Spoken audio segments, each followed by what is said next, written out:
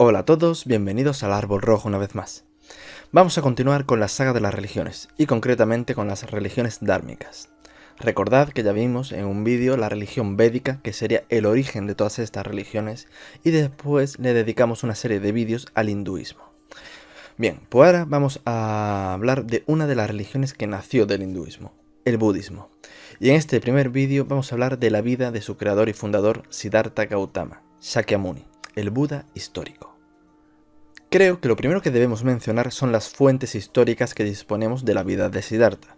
Si bien hay alguna inscripción del siglo III a.C.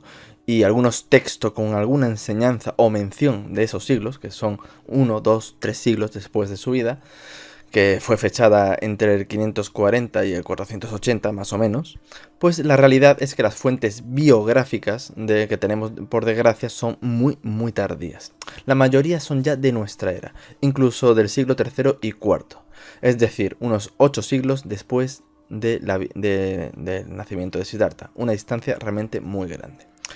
Lo cual nos proporciona, lamentablemente, pues muchas contradicciones y elementos legendarios que el historiador debe tener la función de seleccionar para entrever entre todos esos datos cuáles posiblemente sean históricos de este personaje que realmente es muy importante.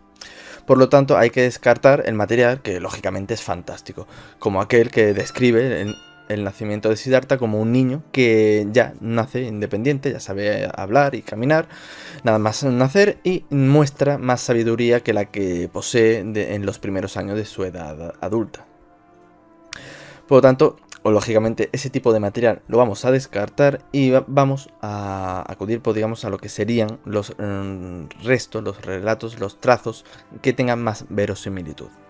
La fuente biográfica más antigua que tenemos es el Buddhakarita de Abhaghosa, escrita entre los siglos I y II de nuestra era, y que lamentablemente no está completa en su versión más antigua. El Buddhakarita consta de 28 cantos y en su versión más antigua solo nos han llegado 14, de las cuales la primera y la 14 están incompletas y las 12 intermedias sí están completas. El resto de los cantos pues nos ha llegado a través de las versiones más modernas chinas y tibetanas. Otra fuente histórica que tenemos es el Lativastara, escrita por diferentes autores a lo largo de 4 siglos. Está fragmentada, escrita por parte, y llega hasta el primer discurso de Buda sobre el Dharma. Los fragmentos más antiguos se han llegado a datar unos pocos hasta en el siglo II a.C. y los más modernos hasta el siglo II ya de nuestra era. Más fuentes históricas que tenemos de la vida de Siddhartha serían el Mahabhastu, que es como muy antigua, del siglo II de nuestra era, posiblemente incluso más moderna. El Abhikamasutra, que parece haberse desarrollado a partir del Mahabhastu y es aún más moderno. Y ya tenemos otras fuentes, pero que ya no son biográficas, sino que contienen material sobre Buda, y que de esto, que sea canon, pues la fuente más antigua que tenemos son los textos budistas de Gandhara, que son los manuscritos más antiguos, manuscritos completos o medio completos, que son más antiguos de esta religión, que han llegado hasta nuestros días. Fueron escritos aproximadamente en el siglo I antes de Cristo y el siglo III, entre ese tiempo, entre el siglo I antes de Cristo y el siglo III, en ese periodo de 4 siglos. Y fueron encontrados al este de Afganistán. Actualmente se conservan en la Biblioteca Británica. Más fuentes que tenemos, pues es lo que se conoce como las 3 cestas. Es quizá una de las grandes fuentes del budismo. Es contenido que tiene reglas, imposiciones de lo que es la religión, los discursos y enseñanzas. Una vez más nos encontramos con textos que tienen muchísimos autores y a lo largo de muchos siglos. El canon más antiguo que tenemos posiblemente se empezó a escribir los primeros fragmentos en el siglo I antes de nuestra era y concluyó en el siglo X, o sea, y no antes del 972 después de Cristo. Además nos encontramos con unas diferencias realmente abismales entre las distintas versiones de las facciones budistas que existen. Y la verdad es que es un problema muy serio a la hora de estudiar, de hacer un estudio histórico, porque hay que decidir qué es lo más real. De estas fuentes, que son realmente muy extensas, por ejemplo, el Sutta Pitaka, que sería como digo, una de las 3 cestas que he mencionado, pues concretamente esta cesta es la que habla de los discursos de Buda, pues lo conforman más de 10.000 discursos, imaginaos. La realidad es que difícilmente se puede sostener que diera tantos discursos en el periodo de 35-45 años que se atribuye la duración de su ministerio. Pero esa es la cuestión. Y además, el problema también de lo que es esta cesta del Sutta Pitaka es que de esos 10.000 discursos, muchos se contradicen. Distintos autores defienden que la tradición oral mantuvo las enseñanzas más antiguas, más o menos uniformes desde el siglo III a.C. hasta, que es desde el imperio del emperador Asoka, que fue el gran impulsor del budismo, hasta, digamos, hasta los primeros textos que tenemos escritos. Y es posible que sea cierto, que se mantuviesen de una forma más o menos uniforme. Pero también es cierto que existe una crítica de otros autores que dicen, que justifican con motivo realmente también, que si las enseñanzas escritas solo unos siglos de distancia desde el siglo III ya tienen bastantes diferencias entre sí, pues no hay nada que, digamos, ninguna prueba que sostenga que la tradición oral lo mantuvo fiel. Pero vamos, miremos como miremos, tenemos que reconocer que cuanto más antigua sea la fuente, más probabilidades hay que sea lo más parecido a lo que vivió y enseñó Siddhartha en la realidad. Y hay que descartar, obviamente, el material legendario, y lo que vamos a hacer es un relato histórico que se trate de una armonización de las fuentes biográficas más antiguas, descartando aquellas cuestiones que son obviamente legendarias.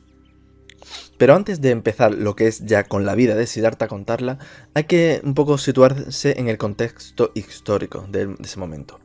Estamos en el siglo VI a.C. Tal como vimos en los vídeos de la religión védica y los del hinduismo, pues tanto en esta época en la que nació Siddhartha como fundador del budismo y también Mahavira como fundador del jainismo, pues la presión religiosa ejercida por los brahmanes en todo el mundo hinduista era el caldo de cultivo perfecto para el surgimiento de movimientos religiosos reformistas. Por un lado estaba el pueblo totalmente sojuzgado ante una rigurosidad ritual asfixiante, en el momento en que el hinduismo era más riguroso, más despótico y poco esperanzador, ¿no? Por lo que cualquier cambio realmente para el pueblo era bienvenido, al menos para lo que es la gente común. Por otro lado está la casta gobernante. Recordad que en la India estaba dividida en castas, pues esta casta gobernante apoyaría sin duda cualquier reforma de creencia nueva que restase poder a los brahmanes, quienes se habían convertido realmente en el poder real, incluso por encima de los reyes. Después, la India había pasado siglos atrás, una serie de episodios convulsos que habían convertido todo lo que es el subcontinente indio en un conglomerado de pequeños reinos y pequeños territorios controlados por una aristocracia o pequeños reyes, algunos más y otros menos poderosos. El centro de poder principal se encontraba en lo que es la parte oriental, en Magadha, con su rey Bimbisara. Este era el reino más poderoso de su tiempo y acordaos de este nombre de rey Bimbisara porque tuvo un papel realmente muy importante en la expansión del budismo durante la vida de Buda. Por otro lado, también hay que tener en cuenta las convulsiones sociales que se provocaban el sistema de castas y que ha provocado a lo largo de toda la historia, donde todo el peso productivo recae sobre los hombros de los más desfavorecidos, de la casta más inferior. También hay que mencionar, no debemos olvidar, que en el contexto religioso lo que es mencionar lo que es el ascetismo, el fenómeno de los ascetas, que ya era popular en esa época con el surgimiento y la evolución de las prácticas del yoga, y la propia, pero la propia idiosincrasia de estos ascetas, pues que se apartaban del mundo, le restaron todo el poder e influencia que podía haber tenido en el devenir histórico de la India. Es decir, gente que tenía sus prácticas, tenían sus costumbres diferentes, pero lo que hacían era apartarse, no tenían interés realmente en influir. Y esto, como digo, estaba ahí, es importante mencionarlo porque tiene su influencia, pero no llegaron a influir en lo que era en la sociedad. Sin embargo, sí influyeron tanto en el jainismo como en el budismo. Prácticas de yoga que hacían estos ascetas, pues fueron parte de lo que es la formación doctrinal de estas dos religiones y acabaron, pues como digo, cambiando la historia de la India y también el carácter del propio hinduismo. Por lo que, resumiendo, la combinación era perfecta. Era fácil que nuevas ideas arraigasen porque contarían con todo el apoyo de las fuerzas políticas y un pueblo deseoso de cualquier cambio. Y ahora ya, sin entretenernos más, vamos a contar la historia más probable de Siddhartha. La fecha de nacimiento, para empezar, no se sabe. Es tal el desconocimiento que tenemos de ella que hace solo unas décadas hubo que atrasarla más de 50 años, hubo un cambio de siglo incluso, por la aparición de un templo budista que era bastante anterior a la fecha que se le presuponía. A pesar de ello, hoy en día, con los avances de los descubrimientos que tenemos y el avance de la papirología, pues podemos hacer más o menos estar seguro de una fecha cercana a su nacimiento, que sería entre el periodo que comprende el 563 y el 540 a.C. Aproximadamente en ese periodo posiblemente nació. Normalmente en las biografías se le pone el 563, pero no se sabe, realmente es en ese periodo, sin más. Nació en los jardines de Lumbini, cerca de la ciudad de Kapilavastu, en el pequeño reino de los Saki, de los Saikas. Esto está al norte de la India, al sur del Himalaya. Siempre a Siddhartha se le ha considerado de la raza india de lo que sería de origen ario, estos indios que son de piel más clara. No olvidemos que esta casta era la casta gobernante y él era un aristócrata. Pero hay que ver que los testimonios que tenemos de sus antepasados, que pertenecían a la familia de Ivaski, que era un personaje que gobernaba sobre los Puru, tenemos, digamos, información en las fuentes védicas que estos Puru eran enemigos de los arios. Por esto y también por cuestiones legales, del conocimiento que tenemos legal de lo que eran los reinos de aquella época, pues podemos estar relativamente seguros que realmente la raza de Siddhartha era más bien mongoloide, parecido a lo que son los tibetanos de hoy en día. Aunque siempre se le ha caracterizado como el típico indio, pues realmente posiblemente sería de lo que es la raza amarilla. Y esto, que hoy en día los historiadores especializados están más o menos de acuerdo, pues en la India sienta realmente mal. O sea, cuando ves expertos de la India, ellos se ofenden cuando sale esta cuestión, pero con los datos en la mano es lo más probable. Bien, su padre, el padre Siddhartha, se llamaba Suddhodana Gautama. Y era un rey de un reino débil o un aristócrata, de una especie de noble. Su madre se llamaba Maya y estaba emparentada, por lo que podemos saber, con la tribu de los Kolilla. Maya murió por complicaciones en el parto del nacimiento de Siddhartha y este acabó siendo criado por su tía Mahaparvati. Esta persona era hermana de su madre y la segunda esposa de su padre, la cual, por lo tanto, fue su madrastra y su tía. Y le dio dos medios hermanos, Nanda y Sundari, un chico y una chica. Bien, la leyenda de Siddhartha nos cuenta que el padre recibió una profecía que le decía que su hijo sería o un gran gobernante o un gran líder religioso. Y para evitar que eligiese la segunda opción, pues el padre de Siddhartha decidió apartarlo de toda la visión de la enfermedad o del sufrimiento para que no se viese influenciado y quisiese tomar, digamos, una vida monástica. Por lo que supuestamente durante toda su infancia, su juventud y parte de su edad adulta, pues nunca, en ningún momento, pues vio ni la muerte ni el sufrimiento. O sea, ni a un enfermo, ni a un anciano, ni nada. En lo que es ya el trabajo del historiador, pues difícilmente puede aceptar este relato como verdadero por dos razones de peso. La primera, la distancia que ya hemos mencionado entre las fuentes y la auténtica vida de Siddhartha, una distancia muy grande. Y lo segundo es que la imposibilidad de llevar a cabo dicho plan. O sea, pensar que durante veintitantos años le pudieron ocultar toda la enfermedad, el envejecimiento y la muerte en una sociedad donde éstas estaban totalmente presentes a la orden del día, pues es poco menos que imposible. No solo por la enorme mortalidad infantil que le afectaría a compañeros de infancia, de juegos o hijos de sirvientes, etcétera, sino que es que también la gente que le rodeaba en algún momento tuvo que perder gente o se le enfermarían. Y no solo eso, sino que también él tendría también enfermedades, aunque fuese una gripe, una caries, un problema estomacal. O sea, es totalmente imposible que no sufriese ningún percance y que no conociese el sufrimiento de ninguna forma. Lo que sí es que posiblemente esto sea una exageración a una referencia de una vivencia, posiblemente de una vida cómoda, lujosa, llena de placeres y despreocupada.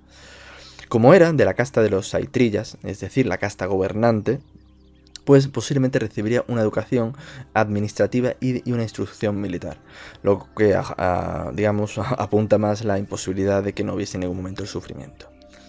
Lo que sí parece ser que vivió rodeado de lujos, de sirvientes, de doncellas, tenía una casa de invierno y otra de verano. Se le describe físicamente como agraciado, siempre bien vestido y rodeado de lujos y mujeres que le satisfacían absolutamente en todo. Y también, como es normal en los gobernantes de todo el mundo, pues se acabó casando en parte por cuestiones políticas. Lo hizo con una prima, esto era común entre lo que era su tribu, una prima cuando ambos tenían 16 años. Su mujer se llamó Yashodhara. Vivieron juntos 12 años y ella le dio un hijo llamado Rahula. A pesar de lo superabundante que son todos los escritos budistas, la verdad es que apenas existe información histórica sobre la mujer de Buda. Existe un consenso bastante generalizado en que esto se debe a que fue abandonada, tanto ella como su hijo pequeño, por Siddhartha, y que después no le prestó ninguna atención, se entendió de ella completamente. Fue realmente de las inquietudes religiosas, el llamamiento espiritual que tuvo Siddhartha, ella fue realmente la que más lo sufrió. Y se piensa que los escritores, para justificarle un poquillo este comportamiento, pues simplemente ella pasa un poquito a un tercer plano y prácticamente no es mencionada. Ante todo, para no dañar la imagen de lo que es el fundador de su religión. Sea como fuere, cuando Siddhartha estaba ya cerca de la treintena, pues acabó sufriendo una terrible crisis existencial a causa de lo que es el sufrimiento humano. La leyenda budista nos habla de los 4 encuentros donde descubrió la vejez, la enfermedad, la muerte y a los ascetas. Esto, como digo, este relato es totalmente legendario. Os invito a leerlo a aquellos que quieran, pero posiblemente no sabemos exactamente qué, simplemente que el sufrimiento era algo que le causaba realmente estupor. Mucho se ha especulado realmente de los procesos psicológicos que motivaron esta crisis existencial que tuvo, pero lo que sí podemos estar seguros es que decidió dejarlo todo e ir en busca de un conocimiento que le ayudase a crecer personalmente y superar esta crisis que lo atormentaba en lo que se refería al sufrimiento humano. Como ya hemos dicho, entre los 28 y los 29 años, pues abandonó a su padre, a su madrastra, a su esposa, a su hijo y se marchó. O mejor dicho, huyó al amparo de la noche, dejándolo todo atrás, todos los lujos con los que había vivido, para vivir como el más miserable de los hombres. Hay quienes han especulado si la razón de esta crisis emocional pues eran por las presiones de ser el heredero a lo que era de gobernar, y también sumados a lo que era la posible paternidad. Pero realmente estos autores que dicen eso no es más, yo personalmente pienso que no es más que una conjetura. No tenemos ningún dato para afirmar que esto sea cierto. Primeramente se convirtió en un mendigo para poder sobrevivir y siguió la ruta de los mercaderes hasta Rajargá, capital del reino de Magadha. Este lugar era por entonces el centro comercial, político y espiritual de toda la India. Pero como ya hemos mencionado, lo que era el sistema brahmánico estaba en una profunda crisis por su rigurosidad y por el poder, digamos, despótico que ejercían los brahmanes. Así que allí, en esta ciudad, pues se encontraban diferentes escuelas que Buda conoció, escuelas religiosas y diferentes maestros. Se dice incluso que llegó a conocer a Niganda Nataputta, más conocido como Mahavira en España, que es quien fundó el jainismo. Bien, estos maestros fueron las primeras influencias religiosas y de ellos tomó pues sus primeras ideas diferentes a lo que era el hinduismo que habría vivido desde niño. Pero lo que sí sabemos es que ninguna de estas enseñanzas realmente le llegó a seducir, y podemos afirmar que las conoció, pero que no le llenaron. Y además procuró, cuando ya, digamos, desarrolló su ministerio, que nunca lo confundieran con estos otros maestros. O sea, tenía muy claro que lo que él pretendía era algo muy diferente. En ese tiempo también hay un relato que puede ser que tenga tintes históricos, en el que se encontró por casualidad con el rey Bimbisara. La leyenda nos dice que este le llegó incluso a ofrecer a su ejército, que lo reconoció, y le ofreció su ejército para encabezarlo como una especie de general, por lo cual esto podía tener sus pretensiones políticas, por lo cual puede ser, digamos, que sea verdad, puede tener alguna base cierta. La cuestión es que Siddhartha no le informó que no tenía ambiciones políticas, y el rey pues lo acabó dejando estar, deseándole buena suerte. Fue entonces cuando Siddhartha se encontró con 2 maestros ermitaños llamados Alara Kalama y Udaka Ramaputta. Estos personajes, que eran maestros, practicaban yoga, le aseguraron que con sus ejercicios y de meditación habían llegado a alcanzar el lugar en el que nada existe y aquel lugar donde no hay pensamiento. Según las fuentes budistas, pues Siddhartha no tardó demasiado tiempo en alcanzar a sus maestros en estas enseñanzas, pero tampoco les llegaron a satisfacer. Tras este desencanto que tuvo de lo que eran estos yogis, estos ermitaños, pues se hizo asceta y practicó lo que era la mortificación corporal, a veces en solitario y a veces acompañado de hasta por 5 compañeros ascetas con el que convivió varios años. Estos consistían en ejercicios dificilísimos de respiración, ayunos prolongados y una autotortura que dañaron realmente su cuerpo. Acabó en un estado muy lamentable. Las fuentes aseguran que su aspecto, antes hermoso, llegó a resultar repulsivo, dada su extremísima delgadez y de un aspecto envejecido y casi calavérico. Además de que iba vestido únicamente con un minúsculo taparrabos, así que imaginaos la pinta. Según las fuentes budistas, pues llegó a estar a punto de morir en este periodo. Sea, pues por la razón que fuere, la cuestión es que al cabo de unos años se cansó de estas enseñanzas y las abandonó. Un buen día pues decidió que no quería seguir siendo asceta y esto le llevó a discutir con sus compañeros y lo repudiaron.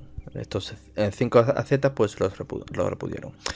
Desde que había comenzado su búsqueda espiritual habían pasado 6 o 7 años. Y tras fracasar de nuevo, pues fue a lavarse al río Nairanjana. Este baño es un baño tipo ritual muy similar al que se sigue practicando hoy en día en la India. Los baños rituales son comunes en el hinduismo. Después se hizo con las vestimentas unas vestimentas de tela, con unas telas que envolvían el cadáver de una muchacha. Rompió su ayuno, se dio una buena comida de un tazón de arroz con leche y miel, algo que está bastante bien, en una aldea llamada Sujata, y luego se dirigió camino a la ciudad de Gaya. Nos cuentan las fuentes que al llegar la tarde, un día de luna llena, cerca de la ciudad, pues se sentó a descansar bajo la sombra de un árbol y, según nos cuentan lo que son las fuentes, empezó a meditar por un tiempo que no está claro. El tiempo que pasó bajo el árbol es indeterminado porque las fuentes realmente varían al respecto. Pueden ser unas horas hasta lo que es la llegada del amanecer, que yo me inclino por esto. Hay otras fuentes que hablan de días y alguna fuente menciona semanas, sin determinar el número. La cuestión es que realmente no lo sabemos. En este tiempo pues se le atribuye una serie de leyendas, como que luchó con el demonio Mara, o que el rey de los Naga, de los hombres serpiente del hinduismo, pues durante una lluvia le cubrió la cabeza con su capucha para protegerlo, evitar que se mojara. Esto son una serie de leyendas, pero vamos, lo que sí podemos afirmar es que cuando terminó este periodo de meditación, él creyó que había alcanzado el estado Bodhi, lo que es el despertar, la iluminación. Y aseguraba que había recordado todas sus vidas anteriores. Él llega a asegurar que había recordado unas 100.000 vidas, 100.000 nacimientos distintos, y que había conseguido salir de la rueda de las reencarnaciones, de la rueda del samsara, y había alcanzado el nirvana. Se consideró a sí mismo por encima de todos los hombres que han existido o existirán, y por encima de todos los dioses existentes. De hecho, quizá os parezca un poco fuerte, pero esta es la afirmación que le hizo a un hombre llamado Upaka. Leo textualmente. Yo he vencido a todos los enemigos, yo soy el más sabio, yo estoy limpio de toda mancha, yo he abandonado todo y he conseguido la emancipación al eliminar el deseo. Si he alcanzado el conocimiento por mí mismo, ¿cómo podría llamar a alguien maestro? Yo no tengo maestro, nadie es igual a mí. Ni en el mundo de los dioses ni en el de los hombres hay ser que sea mi igual. Yo soy el perfecto de este mundo, el supremo maestro, el Buda absoluto. He alcanzado la impasibilidad y he conseguido el nirvana. Para fundar el reino de la verdad voy a la ciudad de Casis. Haré resonar el tambor inmortal en las tinieblas de este mundo. Personalmente, no sé qué es lo que alcanzó, pero orgullo de sí mismo tenía para dar y regalar. Bien, continuemos. Tenía 35 años cuando ocurrió, en una fecha realmente incierta, porque una vez más las fuentes varían, durante la luna llena de Vaishaja, que es entre el mes de abril y mayo de nuestro calendario. Esto en la India se celebra el 8 de abril, tanto la iluminación como el nacimiento y su muerte. por la creencia que todos son el mismo día. Esto es algo común en los personajes famosos o héroes de la antigüedad en Oriente. Hay otros lugares que se celebran el 8 de febrero y en China y en Japón, por ejemplo, se celebra el 8 de diciembre. Como digo, las fuentes y las tradiciones varían. Como ya mencionamos en el vídeo de los diferentes dioses, esto que se dice en internet y en algunos libros de algunos iluminados que nació el 25 de diciembre, pues es una mentira como una casa. No hay ninguna fuente antigua que mencione esa fecha. A continuación, tras el episodio de la iluminación, pues Buda le surge una serie de dudas en el que no tenía claro si debía compartir el conocimiento o no. Según el relato, que obviamente sería legendario, pues nos habla que el propio dios Brahma se apareció ante él y lo veneró, y le pidió a continuación que enseñara su doctrina. Obviamente, pues si no estaríamos hablando hoy en día de él, pues decidió convertirse en maestro religioso y fundar lo que sería una nueva religión con sus enseñanzas. Primeramente intentó contactar con quienes habían sido sus dos primeros maestros, estos dos ermitaños que practicaban yoga, pero descubrió cuando llegó hasta ellos que ya habían fallecido. Tras esto, pues buscó a sus 5 compañeros, ascetas, estos que lo habían repudiado, y los encontró en la ciudad de Benares. Realmente el primer encuentro no fue bien. Ellos consideraban que los había traicionado al abandonarlos y encima Siddhartha los trató con mucha altanería. No les sentó nada bien la forma en la que le hablaba con un aire de superioridad, diciéndoles que él era el perfecto iluminado y que debían escucharle. Aunque realmente al principio no le hicieron ningún caso, al menos empezó a volver a convivir con ellos durante un tiempo. Y a uno de ellos, uno de estos 5, Kaundana, pues acabó convenciéndolo. Y este fue su primer discípulo. Este primer discípulo pues sería el nacimiento en este momento de lo que fue la orden monástica budista que ha llegado hasta nuestros tiempos. A partir de ese instante, pues se dedicó plenamente a captar lo que son discípulos entre los ascetas y los mercaderes, con bastante éxito. Su grupo se fue extendiendo a la vez que viajaban y mandaba a grupos pequeños de sus aprendices a promover su doctrina por diferentes pueblos y ciudades, y amplió su margen de captación, intentando convencer también a las personas de la casta brahmánica, que también a su vez tenían centenares de adeptos, por lo cual aquellos a los que conseguía convencer pues arrastraban a una cantidad importante de gente con ellos. Así, por ejemplo, las fuentes nos cuentan a 3 hermanos de esta casta, los hermanos Kashyapa, que serían Uruvela, Nadi y Gaya. Su grupo, al incluir a estos 3 brahmanes, pues creció realmente exponencialmente, porque estos arrastraron a grupos de 500 personas, 300 y 200 respectivamente. Imaginaos a la velocidad que empezó a crecer el grupo de seguidores de Siddhartha. Y la verdad es que, comercialmente hablando, desde un punto de vista estratégico, fue una jugada realmente magistral. Porque aprovechando el descontento religioso existente, pues captó de esta forma miles de seguidores de una forma muy rápida, en muy poco tiempo, y teniendo consecuentemente un fuerte impacto social. Y fue en ese instante en el que ya empezó a llamar la atención cuando volvió a aparecer el rey Bimbisara, no olvidemos el rey más poderoso de ese periodo de lo que es todo el continente indio. Vamos a ver si lo hizo sinceramente o por interés para debilitar a lo que era a los principales brahmanes. La cuestión es que Bimbisara abrazó con entusiasmo la doctrina budista. Y a partir de ese momento, pues tenía al más importante rey, o sea, un importante poder político, y Siddhartha no dudó en participar activamente en intrigas políticas con tal de extender su movimiento. Apoyado por este poder político, ofreciendo la liberación del samsara sin tener que pasar por estos ejercicios mortificantes o el peaje abusivo que la casta sacerdotal y el sistema de castas, pues era un dulce realmente muy apetecible para muchísima gente. También tuvo la habilidad de centrar buena parte de su interés de captación de adeptos entre los comerciantes y los ricos. O sea, se centró mucho en la gente con alto poder adquisitivo. Y esto fue realmente fundamental para dotar desde sus inicios de templos y vastos recursos al movimiento, como es el caso del adinerado Sudatta, que era el mercader más rico de todo el reino de Shravasti, digamos el Amancio Ortega de su época. En esto Siddhartha se diferencia realmente de otros maestros de su época, en el que no tuvieron esta visión publicitaria y comercial que sí tuvo Siddhartha realmente con mucha habilidad. Quizá su origen real o noble pues le ayudaba, esta educación que tenía, pues le ayudaba a relacionarse con esta clase de gente. Y además, el tener entre sus adeptos importantes mercaderes le ayudó a extender a otros reinos su enseñanza, ya que estos tenían relaciones comerciales con otros mercaderes de otros reinos. Y esto fue un gran pilar para lo que es la expansión a otros territorios de manos de gente acaudalada que constituía un armazón social importante para la nueva doctrina.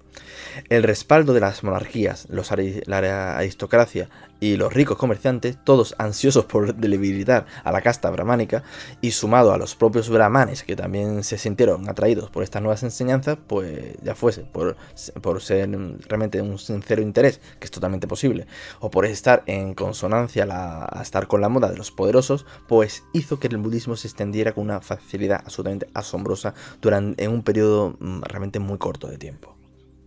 El tiempo fue pasando y entonces Siddhartha fijó, digamos, su visión hacia lo que era su antiguo hogar, la tierra de los Chakyas.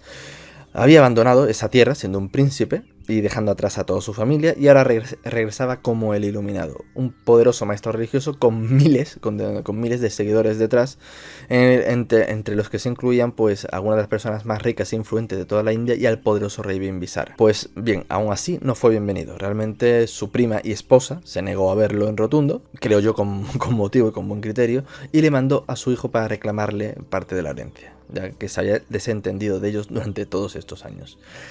Es muy posible que realmente que aquel viaje hubiese resultado desastroso si no fuera porque su ya anciano padre, el rey, pues rebosante de alegría por la recuperación de su hijo, no dudó en sumarse como un entusiasta seguidor de su hijo. Y que el rey se sumase, pues acabó, digamos, convenciendo a distintos personajes para que se unieran a él, y no resultó un fracaso. También Siddhartha instó a su hijo Rahula a que lo siguiera, y también a su medio hermano Nanda, quien, según algunas fuentes, después se arrepintió de tomar el camino monástico, añorando el lujo de su vida anterior. A pesar de todo, realmente no llegó a tener éxito en su tierra en este momento, y Siddhartha partió hacia otros reinos como Sarvasti, que tenía unos 300.000 habitantes, era un reino muy poblado, y además ya había semillas allí del budismo que habían plantado pues, los mercaderes que tenían negocios con esta tierra. Y quiero hacer mención a que ya entonces tuvo una oposición entre la casta brahmánica. Hasta ese momento no le habían prestado demasiado en serio, pero ya a partir de ese instante lo vieron como un rival peligroso, un rival religioso peligroso y político, porque el budismo era realmente la herramienta perfecta que podían usar lo de la casta de los gobernantes para restarles poder. Ya en ese momento ya se empezaron a dar cuenta de la amenaza que suponía. Y fue entonces pues cuando empezó una campaña de difamación en la que encontramos pues desde acusaciones de paternidad a Siddhartha, algunas de ellas realmente vergonzosamente falsas según las fuentes, también atentados de falsa bandera con asesinatos que se les atribuían a los monjes budistas para intentar socavar el movimiento. La cuestión es que sea como fuera, y gracias a que Buda contaba con el apoyo de la casta aristocrática, la casta de los gobernantes, pues realmente salió indemne y tuvo bastante éxito en la predicación en este reino que era bastante grande, incluyendo también la captación de su rey, Pasenadi, y también de un importante brahman llamado Katyayana. También mercaderes ricos y una millonaria, una mujer muy acaudalada llamada Vishaka, que esta mujer pues hizo inmensas donaciones a lo que era la nueva religión. Ya a partir de entonces, pues allá donde fuera, pues encontró la oposición de lo que era la mayoría de la casta brahmánica y el apoyo de la casta gobernante. Prácticamente esto se repetía allá donde fuese. Y el éxito era realmente entendible, ofrecía la salvación, al igual que los brahmanes, pero sin todas estas exigencias que exigían los brahmanes, y también, como digo, el sistema de castas pues no era necesario dentro del budismo, lo cual, entre las castas inferiores, pues podía llamar la atención. Yo personalmente pienso que tomó mucho de lo mejor del hinduismo, quitando buena parte de lo peor, para hacer esta nueva religión mucho más atractiva. Y después del éxito que tuvo el budismo en este reino, pues entre los Chakyas, en lo que es su hogar, que había fracasado, pues lo empezaron a ver con mejores ojos. A partir de ese momento empezaron a aparecer adeptos del reino que había sido originalmente su casa. Y entre estos nuevos adeptos, pues por ejemplo, se sumó Ananda, que era un primo suyo, que se convertiría en su principal alumno y el favorito. A Ananda pues le debemos buena parte de los escritos, que fue él el transmisor, y también el que las mujeres acabasen entrando en el budismo, porque hasta entonces no habían tenido papel alguno salvo en el caso de las donantes acaudaladas que hayan aportado dinero. El movimiento era ya realmente muy grande para seguir ignorando a las mujeres, porque el desprecio tradicional del hinduismo se veía complicado con un Siddhartha que, lejos de la imagen feminista que se le ha dado hoy día, pues se resistió a todo lo que pudo a dejar que las mujeres entrasen en su congregación. Y fue Ananda, su primo, el que le insistió de forma repetida en abrir su ministerio a las mujeres, a petición de su tía madrastra que quería seguirlo. Finalmente, después de mucho insistir por parte de Ananda, pues Siddhartha finalmente cedió. Eso sí, le impuso a las mujeres pues muchas más reglas que a los varones, y muchas de ellas dirigidas a que mostrasen su sumisión y su inferioridad con respecto a esto. Por ejemplo, para lo que son las mujeres laicas se le pusieron 8 normas o preceptos añadidos a los 5 que tenían los hombres laicos, independientemente del noble obtuple sendero. Esto es otra cosa, ya lo hablaremos cuando hablemos de las enseñanzas. En lo que se refiere a esto, los laicos. En lo que se refiere a los monjes, pues los varones estaban obligados a cumplir, además de los 5 preceptos, 250 normas de comportamiento. Pues a las monjas, además de estos 5 más 8, estaban obligadas a cumplir 348 normas más. O sea, y muchas de ellas que están dirigidas a servir a los varones. O sea, que aquellos que ponen este revisionismo histórico moderno que procura no mencionar estas cuestiones o hacerlo muy por encima para darle a Siddhartha un papel feminista que realmente no le corresponde. De hecho, incluso en los artículos de la Wikipedia, estos artículos revisados por los comités feministas que ya mencioné en el vídeo de la Wikipedia, recordarlo, pues son un claro ejemplo de ello. Y aunque sí hay que reconocer que la mujer tuvo una mejora con respecto a la situación anterior en el hinduismo, tampoco hay que olvidar que no fue gracias a Siddhartha. Él no estaba dispuesto a abrirlo a las mujeres. Fue gracias a Ananda, que le insistió repetidamente hasta que lo convenció. Si no fuese por Ananda, la entrada de la mujer al budismo no se hubiese producido, al menos en esa época.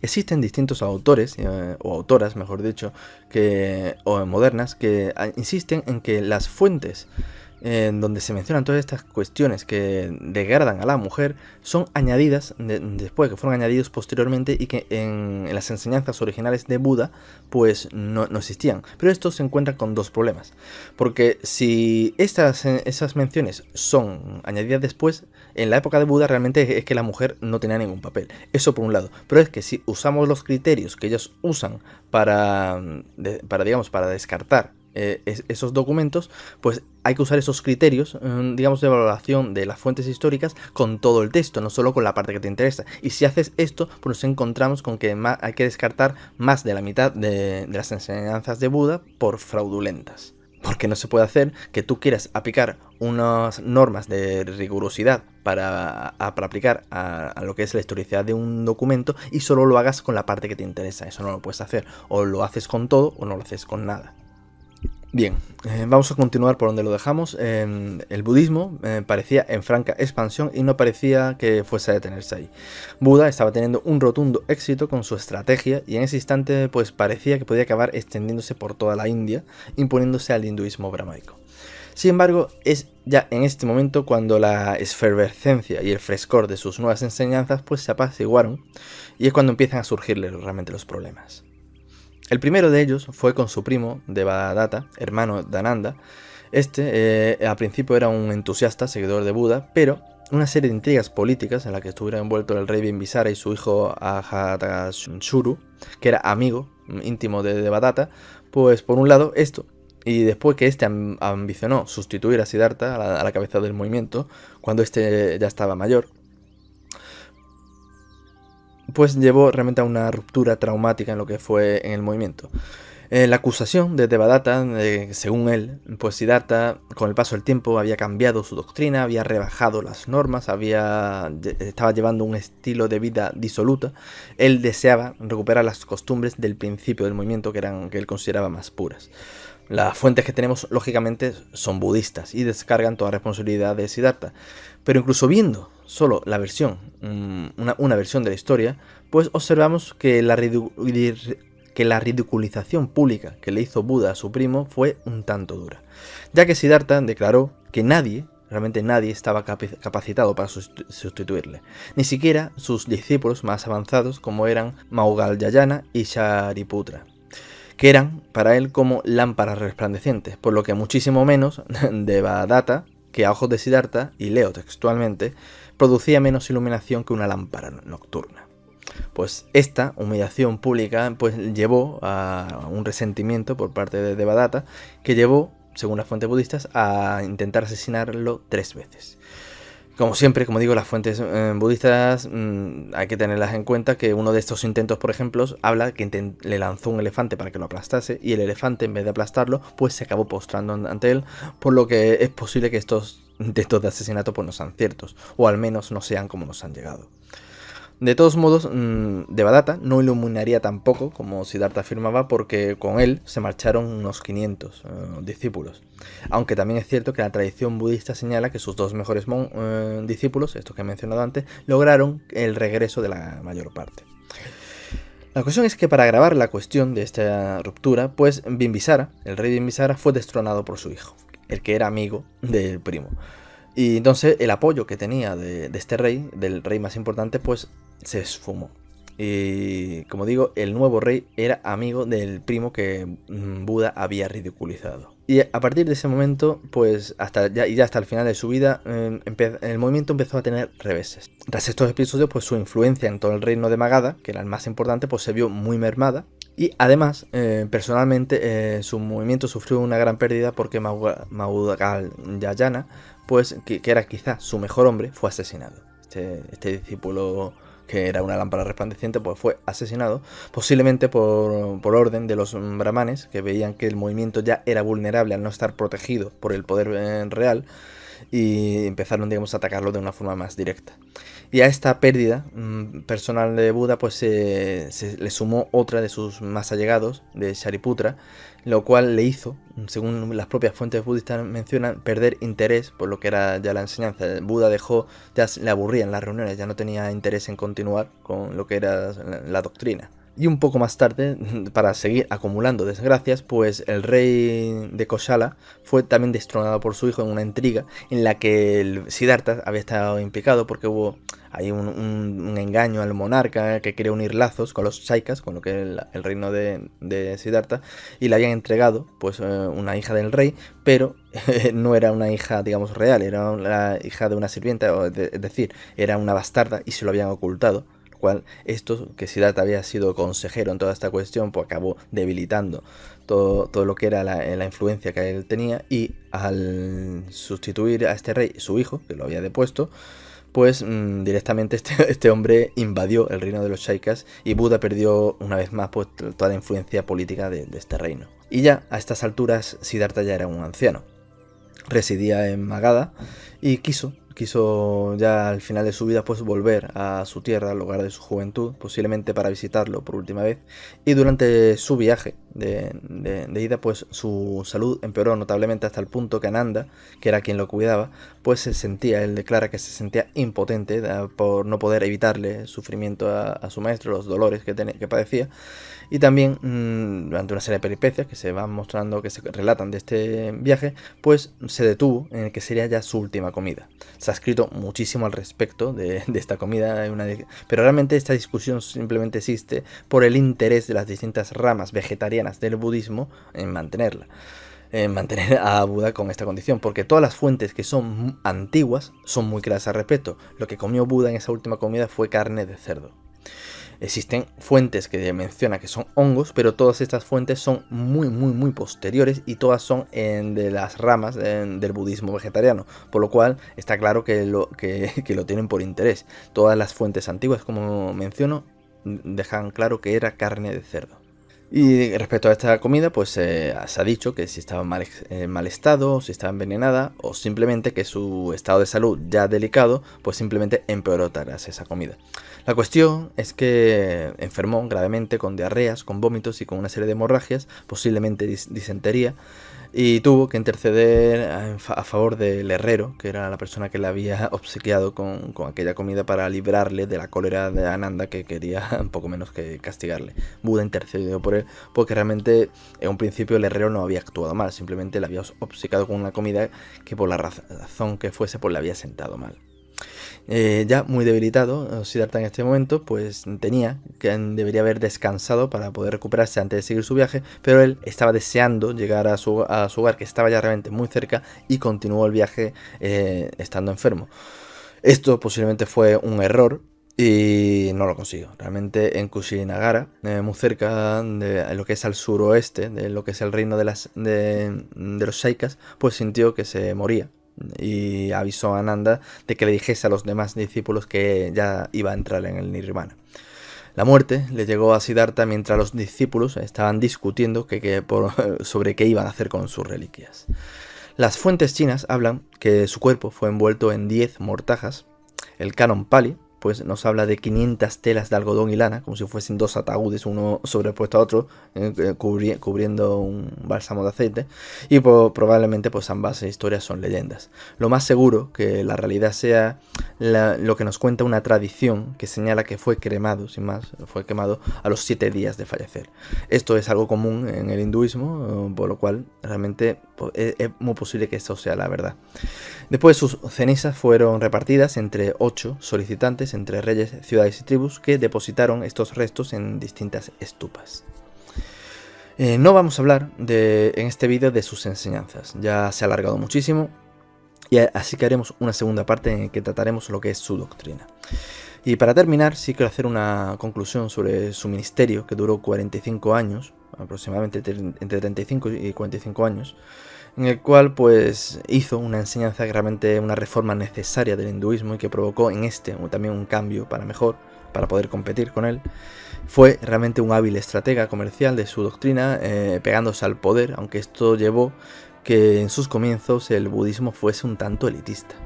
Esto quizá a muchos les sorprenda, pero hay que destacar, por ejemplo, que de los que fueron sus principales discípulos, de Buda, únicamente solo uno, Upali, era de origen humilde, era barbero. El resto pertenecían a clases altas. Esto nos da información de como digo, que en el origen la religión era un tanto clasista, y que tuvo más éxito entre las clases altas que entre el pueblo llano.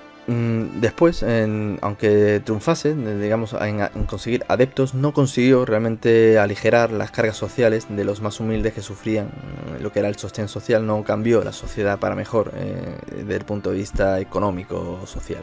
Y esta disposición que tuvo en buscar la influencia de los poderosos le ayudó a extenderse rápidamente, pero también, con los inevitables cambios políticos que existen, pues esta influencia se vio perjudicada cuando se produjeron estos cambios, y ocurrió durante la vida del propio Buda.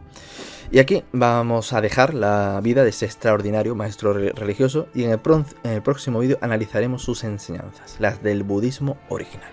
Así que un saludo y nos vemos en el siguiente vídeo.